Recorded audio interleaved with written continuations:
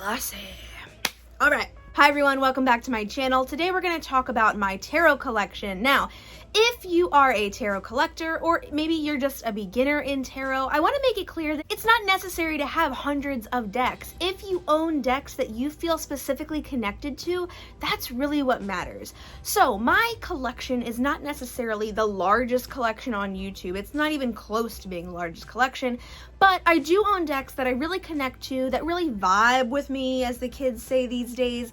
And so I think I also have a wide variety of different types of decks. So if that's something you're interested in, keep on watching. If not, go ahead up here. I'll leave a little link you can click on, go check out some of my other videos. With all that being said, don't forget to hit that subscribe button, ring the notification bell, and like this video if this is something you're into, because I really am trying to sort of branch out in the different types of videos that I'm making, and I'd love to know if this is something you're interested in.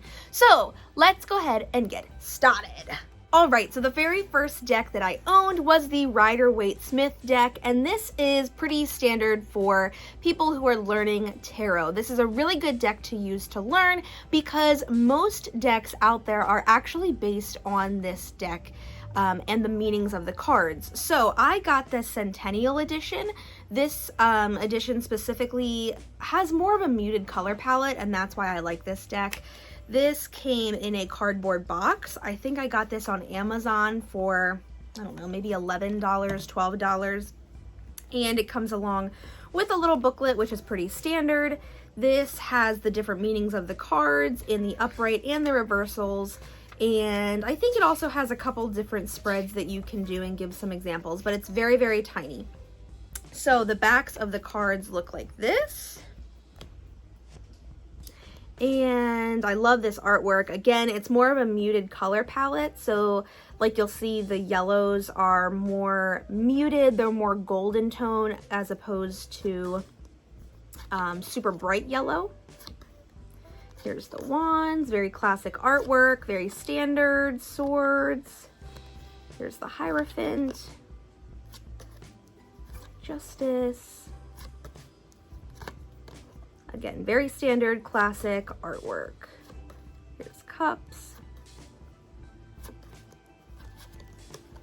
Okay, so I connect with this deck more now that I've used it to read a great deal than I did when I first purchased this deck. I think it's because I have a greater understanding of the cards and their meanings, and also, I don't know, I think when you work with a deck for an extended amount of time, you just start to learn the deck, you start to feel the energy of that deck, and for that reason, I don't know, it just starts to vibe with you more.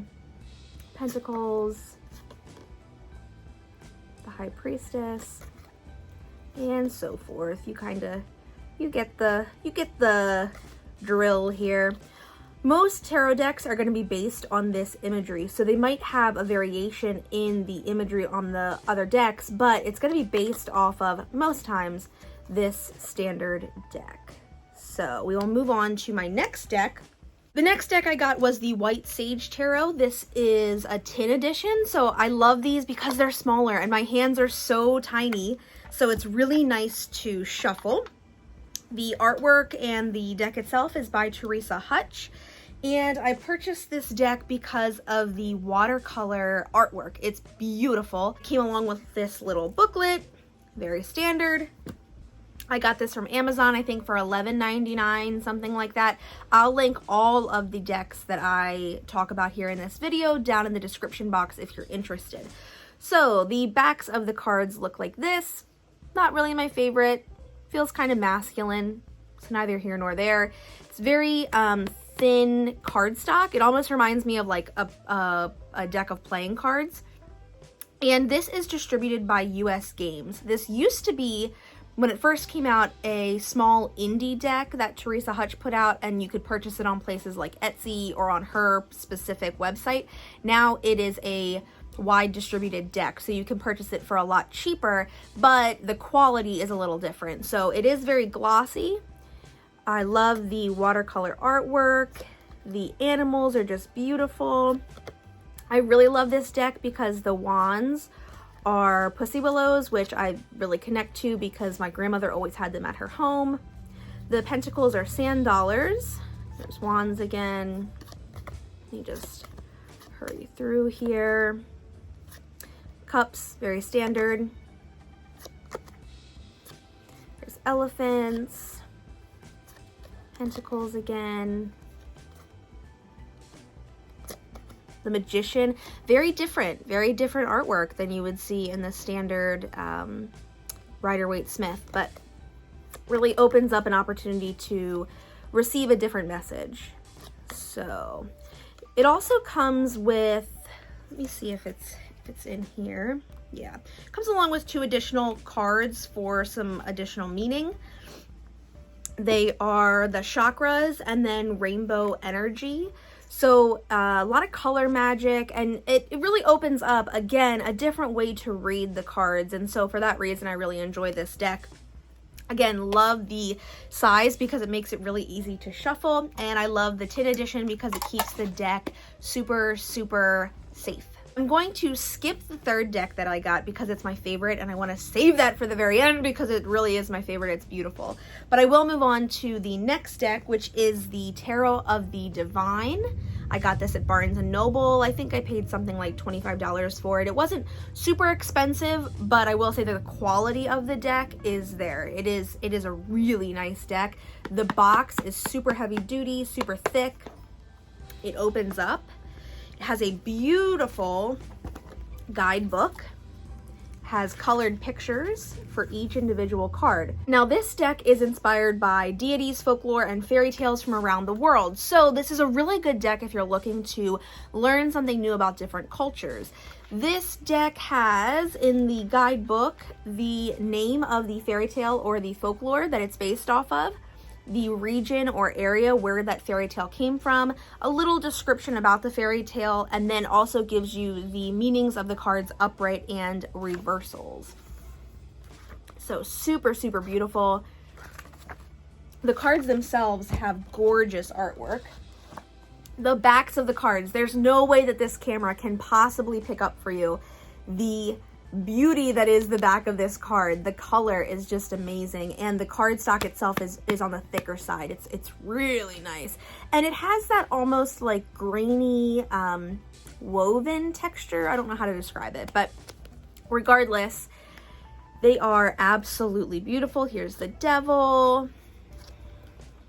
There are lots of fairy tales and folklore in here that I do know about, and then there's a ton that I didn't know about, and so it made it really nice to kind of learn diverse cultures and folklore from around the world. Here's Aladdin, so that might be something you're familiar with. Just absolutely beautiful. I know Hercules is in here, Cinderella is in here, and so forth. So super, super gorgeous. Just this artwork, I'll get a little closer for you. The artwork is just absolutely beautiful.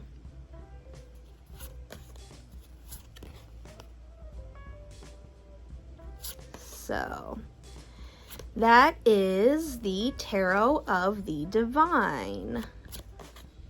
Very folksy artwork. It's just gorgeous. Huge, huge fan of this deck. Not a deck that I really connect with at a deep level, but definitely a deck that has taught me a lot about tarot and has also taught me a lot about different cultures. Here's the Tower and so forth. So that's Tarot of the Divine. Again, I'll link it down below. I think I got it at Barnes & Noble. The next deck that I purchased is actually an oracle deck. This is called Animal Messages, and this is by, let me see here, Susie Green. Pretty nice standard box, slides open. Comes with a really nice illustrated and colored guidebook, and this just simply uses animals to describe various, you know, inspirational meanings and life paths and yada yada. It's really nice. I really wanted an oracle deck that focused on animals because I like the idea of having a non-gendered message for myself and also for my friends, and so the artwork is just very, very classic. see here. Every card has the name of the animal and then a little description. So this in particular is the parrot, and this says, "Let sunshine revitalize your soul and color transform your world." There's the peacock, the moose. With nope, that's not what it says. With self-reliance and measured patience, adversity will be overcome. So I just like to use this maybe in the morning while I'm having my coffee. It gives me something to focus on throughout the day. So if you're not familiar, the difference between oracle decks and tarot decks. Tarot cards have very specific meanings. Even though the artwork might vary, the meanings of the cards are standard. And so once you learn one standard tarot deck like the Rider-Waite-Smith, you can pretty much read any other deck. It just gives a different meaning depending on the artwork. You might get a different energy, a different vibe, maybe a slightly different reading of the cards, so to speak. With an oracle decks can be anything. So like this is animals. I've seen oracle decks that are fairies and angels and all different kinds of stuff, but very, very different meanings, and they can pretty much range all over the place.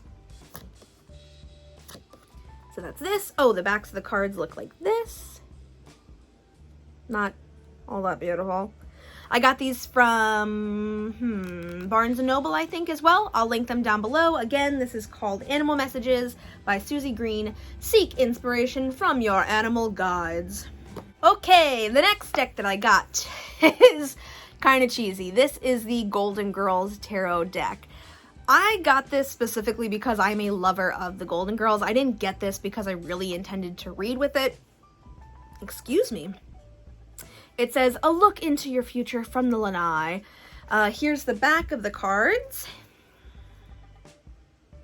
Very, very flimsy cardstock. Almost even flimsier than your standard playing cards. The deck itself, I'm a little disappointed with. Again, I would love this. It comes in a beautiful, beautiful box that has all the Golden Girls on it, and it's super, super thick, and it slides open, or flips open rather. But the cards themselves don't really utilize the energy of the characters or really anything about the show to give further meaning to the tarot deck, if that makes sense. It just uses the artwork of like, okay, this is Dorothy. This is, again, Dorothy. Let's see, Sophia. Got the Hangman, Rose, Sophia, here's Rose again. I mean, it does, of course, this is like from an episode where they were in the musical Cats, but like I said, it just doesn't really vibe with the storyline of the Golden Girls. I could think of a million different ways to use the Golden Girls to give the tarot deck a really complex meaning, but that didn't really happen, and I think this was kind of a cash grab just to use the Golden Girls for tarot. The artwork itself is kind of standard. It's not really all that beautiful. It's more just like a digitized, if that makes sense.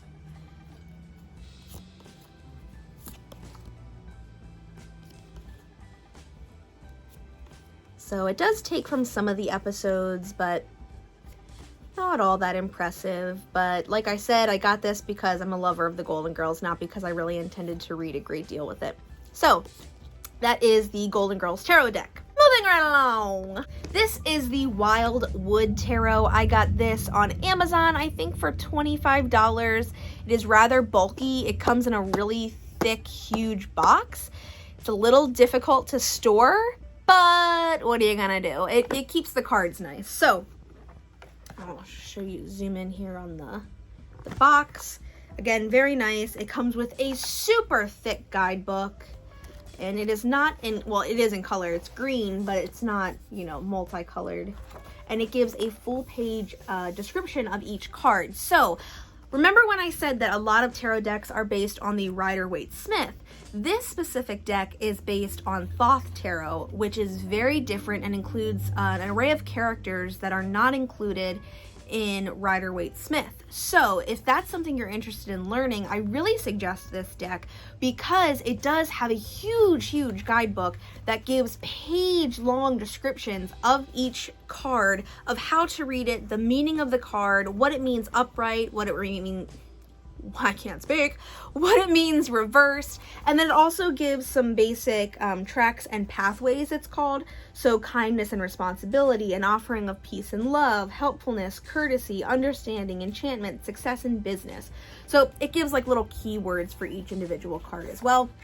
This uses a lot of animal imagery, which I think is helpful because, again, it takes away that gendered sort of element to reading the deck if that's something that you're looking for. So let me just show you the cards here. They are really flimsy. I was a little disappointed in the quality of the deck, but it does have this one thing that I like, which is they're not really super glossy. They kind of have that like almost suede. I don't know how to describe it. It's a very papery suede feeling. It doesn't have that same glossy texture as some other decks like the Golden Girls deck. So the backs of the cards look like this. Tree of Life. And then we get into some very woodsy, folksy, sort of not quite watercolor, but very down to earth drawings, paintings, so to speak. That doesn't make any sense, but you know what I mean. I really do love this deck. Not necessarily a deck that I connect with extensively, but I do like to use this deck in combination with another deck while reading to give further meaning to the cards.